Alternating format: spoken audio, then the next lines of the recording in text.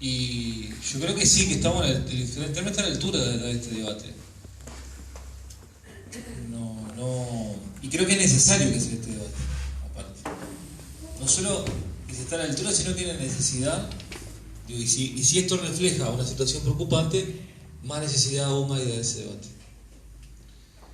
Del Congreso no es necesario salir con un documento de 14 páginas. Nosotros tenemos documentos muy ricos y muy consensuados que son mucho más cortos. Y no pretenden abarcar todo. Capaz que hay cosas que no tienen que no hay acuerdo, no hay acuerdo. Yo creo que lo del Congreso hay que salir sin que nadie se sienta avasallado. Hay que salir en unidad y hay que salir con esto, bueno, la compañera plantearon le gustaba lo de principios y valores, pero vamos a usarlo porque lo que está, con los principios y valores comunes, y los que no son comunes y no son comunes no serán. Pero tenemos que sentirnos todos lo más comprendidos posible con el documento que se salga del Congreso. Los documentos que esto acá contiene, esto que es chiquito y tiene pocas páginas, tiene los documentos fundacionales, la estructura orgánica que se acordó, las bases programáticas y es chiquito, no son cuántas páginas son, pero no está numerada. Bueno, entonces serán 20 páginas en un formato chico. No es necesario que nosotros nos quememos la cabeza por abordar esto y que tenga que estar todos los 120 puntos acordados de una manera u otra. Lo que no tenemos acuerdo no tendremos. Yo creo que un buen ejercicio para discutir esto es política, movimiento social, el de ética y transparencia en la gestión pública. Es un documento importante. Y me parece que es un principio, un valor fundamental para la izquierda, la ética y la transparencia en la función pública. Ese documento está acordado, creo que también del 2003. Y no creo que haya perdido valor, porque eso ahí no habla de cosas coyunturales, habla de cosas de cómo manejarse en unos temas. Por eso hay recoge parte. Yo creo que por eso creo que sí, que estamos en condiciones, que hay que animarse, porque aparte más que en condiciones también tenemos la necesidad de acordar y de discutir en todo caso lo que estamos viendo que tenemos alguna dificultad de acuerdo. Yo le voy a dar para que esté más para ahora para hablar. Hay algo que es imprescindible en creer que somos capaces de elaborar en el Congreso. Yo confío en nuestros congresos. Digo, he estado en muchos congresos y han habido muchísimas discusiones y son los aportes que tiene todo el mundo ahí. Han salido de los congresos. Entonces, yo no creo que este Congreso no esté capacitado como para dar las discusiones de cualquier tipo. Si va a dar discusiones sobre la reforma constitucional, que es ampliamente algo jurídico, que creo que también están capacitados para dar, porque creo que entonces estamos diciendo que las personas que están más allá no hay capacidades. Digo, tenemos que creer en las capacidades y que ahí van a aportar para que los que han elaborado o los documentos que se presenten ahí puedan salir elaborando. Yo creo mucho en mis congresos, creo en los congresos y creo que eso es una de las herramientas del Frente Amplio que tenemos para salir todos unidos.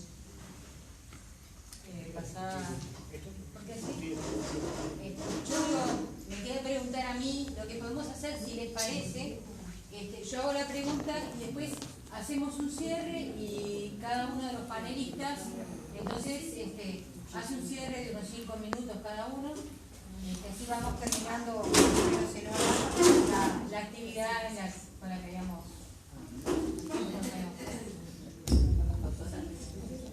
Bueno, primero quería preguntarles a los compañeros que elaboraron el documento cuántos compañeros y compañeras del interior participaron de la comisión y cuántas mujeres participaron de la comisión. Por otro lado, me parece que esto es... ¿Y cuántos ancianos? No, eso es todo, la mayoría. Es lo que sobra. El otro tema, bueno, sacar la importancia a esto, porque si con lo que tenemos estamos como estamos, Si nosotros no logramos generar un marco que nos contemple a todos, se nos va a hacer muy difícil el trabajo, caminar juntos para adelante, ¿no? Nosotros hemos tenido más de dos situaciones en este periodo. Hubo todo un tema con ANCAP, hubieron grandes problemas con el tema de la educación, o sea, tenemos un problema con lo que es el Estado, pero a su vez también con los movimientos sociales, con los trabajadores. Hoy Virginia hablaba del tema de las luchas. Nosotros crecimos en eso, porque en realidad eso fue lo que llevó al Frente Amplio donde hoy está. Tenemos que ver de qué manera articulamos, y me parece que no está contemplado hoy en este documento. Entonces, bueno, por un lado saber qué cantidad de gente, porque me parece que no tiene una mirada desde el interior, este documento, que le falta esa mirada. Tampoco está transversalizado por el tema de género, o sea, cuántas compañeras participaron de esto, y bueno, y marcar sí la necesidad de llegar a acuerdos o un marco que de alguna manera nos permita seguir caminando juntos. Y me olvidaba que en política internacional también, si nosotros no definimos claramente cuál va a ser nuestra política internacional, estamos jodidos, compañeras y compañeros. Yo primero respondo esa parte de la pregunta más específica y un comentario con respecto a lo del Congreso y después algunos comentarios más generales. En realidad, me puede corregir Sergio, pero la comisión, el plenario nombró una comisión, que eran las personas, ¿no? Como bien decía Sergio, no era la representación de los grupos, o sea que, excepto el IR y Casa Grande, que nos integramos porque solicitamos, los otros habían sido designados. En las designaciones que yo sepa, no había ninguna mujer.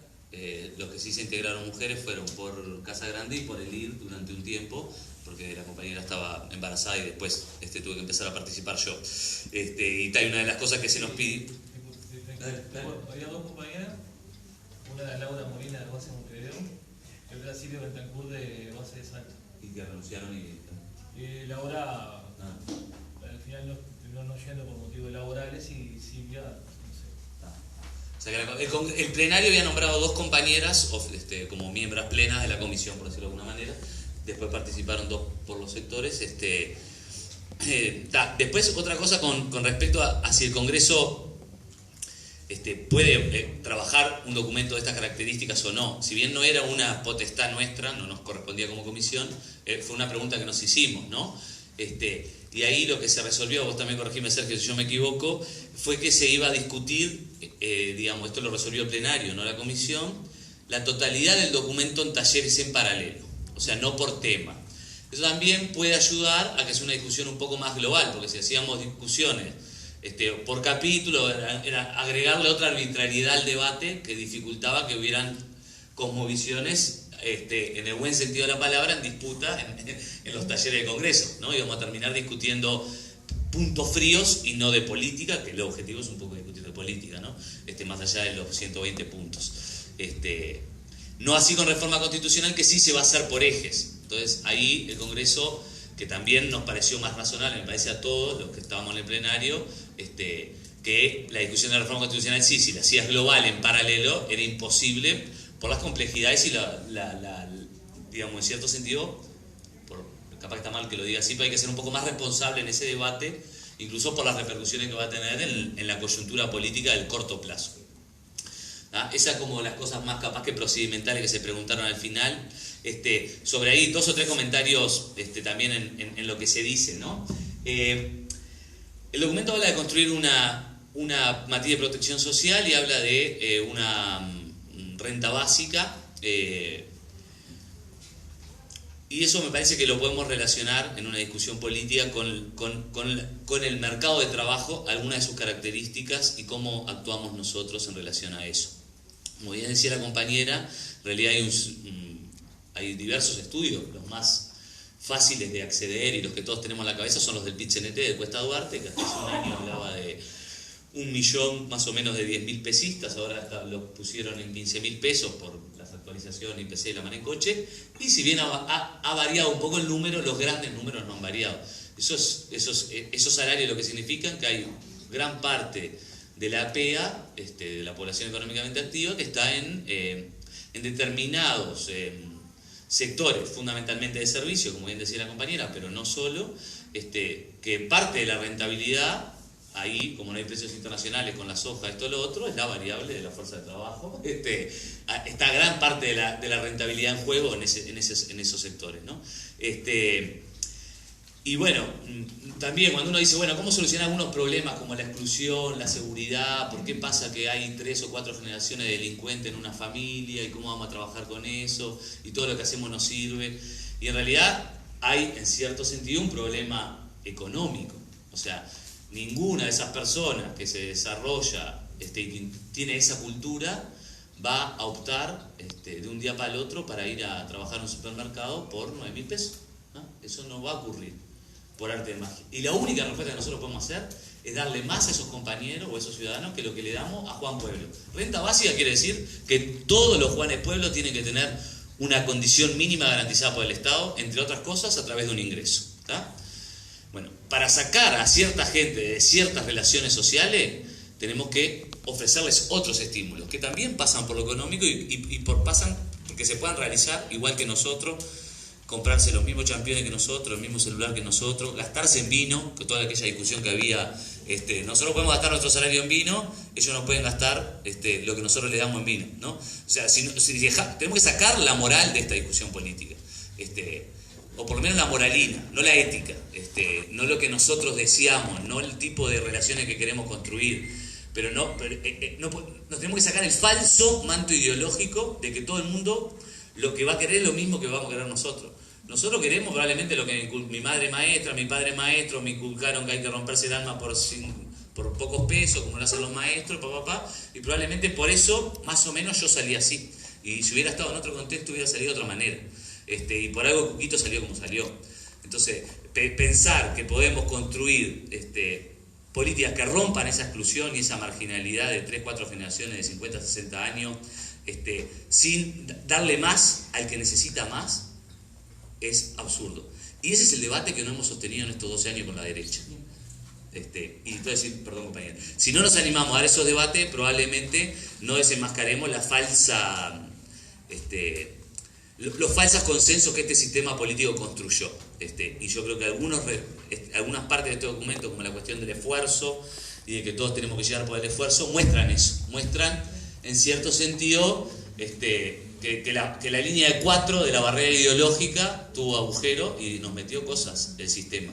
Miramos más como el sistema de lo que lo mirábamos antes. Es natural, ¿no? No es maquiavelismo, no es que nadie se haya vendido, es natural, es el ejercicio del poder del gobierno que no fue... El vallismo no cambió tampoco porque un valle era mejor que otro, ¿no? Cambió porque el poder te cambia. Y eso probablemente es lo que nos está pasando a nosotros. Ni hablar de los documentos de ética y eso que muchas veces no cumplimos, ¿no? Pero tampoco me voy a extender en eso ahora. Y ahora para que contesten, o hagan algunas intervenciones sobre lo que Pepi habló, lo que hablé yo, y enseguida pasamos al cierre. Yo cerré como quien dice, perdón. ¿Tú cerraste? Sí, creo que sí. Yo iba a cerrar también. Bueno, entonces vamos a cerrar. No, igual no iba a decir mucha cosa más. Simplemente decir que yo confío plenamente en los Frente Amplistas y la Frente Amplista, por eso también demandaba el debate, porque además creo que la fortaleza ideológica del Frente Amplio está en el movimiento y está en las bases frente amplistas muchas veces más que en los sectores o en algunos referentes de sectores políticos que son los que terminan estando cuando hay que tomar las decisiones. Entonces, creo que este espacio es más que necesario, confío plenamente, estoy sumamente feliz de que esta discusión se vaya a dar en el Congreso. Lo que yo sí creo es que hay muchas cosas que están en este documento que no son para este documento y que no tienen nada que ver con los principios y valores compartidos del Frente Amplio. Hay elementos programáticos que hay que sacarlos, que no tiene por qué haber elementos programáticos que me aten a mí para la próxima elaboración del programa, y hay varios, incluso se habla de políticas de transferencias monetarias, y son cosas que son programáticas, no son de principios y valores. Después los principios y valores veré cómo los llevo adelante en un programa. Después hay cosas que son particulares de una ideología que nos excluye a otra, entonces creo que esas cosas tampoco deben estar. Hay cosas de relato que, bueno, tenemos que ver hasta qué punto es necesario que estén y cuáles no, y hay cosas que son coyunturales, que son descripciones coyunturales que no sé si son necesarias que estén en un documento de principios y valores del Frente Amplio. Lo que yo digo, a lo que me refiero no es a que no confíe, es que a que creo que no corresponde en este documento o que nos vamos a enfrascar en elementos que ya sabemos que no hay acuerdo. Yo no me voy a poner a discutir en el Frente Amplio que incluyan que la lucha de clases es el motor de los pueblos, porque ya sé que no va a estar, o sea, ya sé que hay sectores que no lo comparten. Bueno, acá también hay que incluir el saber que hay discusiones que no corresponden a esta lógica porque ya sabemos que no es parte de lo que nos une. Simplemente para cerrar, comparto el aporte sobre las desigualdades. Falta mucho para decir, sobre todo de los distintos tipos de desigualdades, eso está claro, las nombra al pasar, pero creo que hay que profundizar mucho más porque tenemos mucho más elaborado. Pero hay una cosa que a mí me preocupa mucho el documento, hay gente que no comparte esta lectura, pero a mí me preocupa el documento que yo creo que naturaliza a las desigualdades como algo preexistente en la sociedad con la que tenemos que convivir y sobre la cual tenemos que desarrollar políticas que hagan que sean un poco menos duras o menos graves estas desigualdades. De alguna forma hay partes del documento que da la sensación de que naturalizamos al capitalismo como la única realidad posible y, bueno, ¿qué es lo que podemos hacer para que el impacto del capitalismo sobre los más vulnerables sea un poco menos terrible?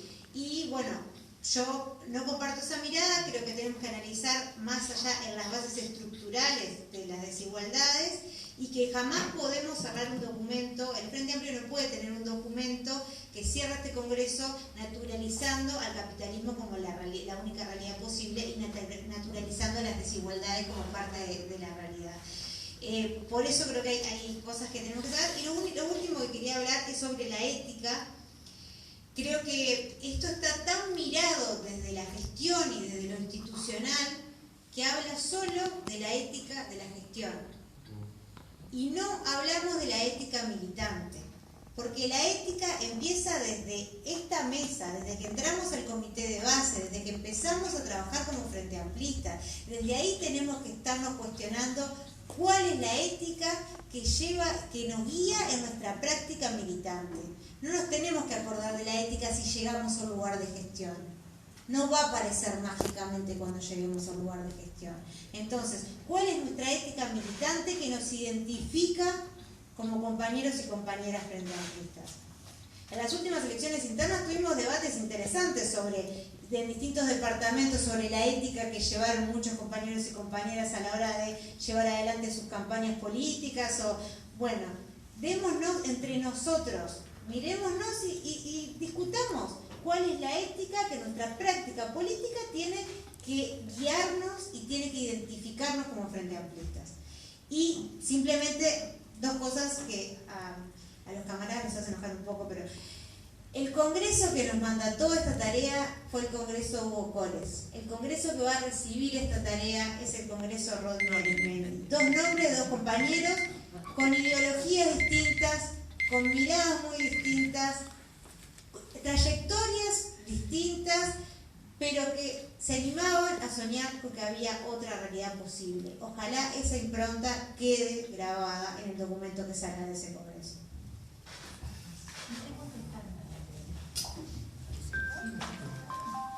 Bueno, compañeros, también un par de comentarios para cerrar.